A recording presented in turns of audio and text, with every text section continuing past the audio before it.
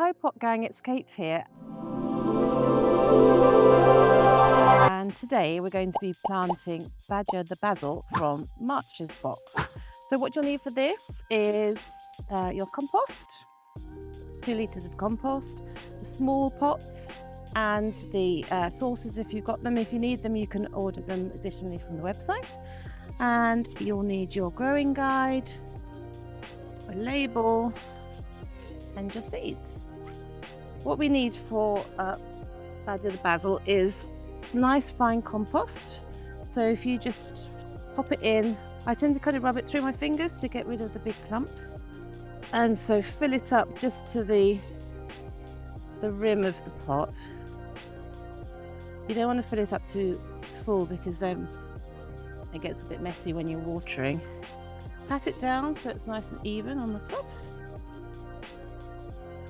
I'm just going to give it it's a bit dry, so I'm just going to give it a bit of a water, not too much. Again, if your compost is already quite damp, you won't need to do that, but you just need to test it with your fingers and see what you think. And the basil will sow it in the one pot and it'll stay in the same pot, so you're not going to be repotting. So you'll need all of the seeds. And because you're not going to be repotting them, just make sure they're nice and equally spaced. Put them into your hand and just sprinkle them on the top. There we go. And then just a fine layer on the top. Okay, and then just make sure you label the pot so you don't forget what's in it. Now, the basil will need to be warm and damp to get going. So this time of year it's best just to give it a bit of a cover.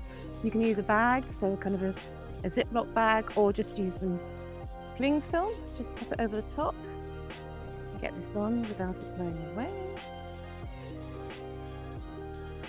Just fold it on.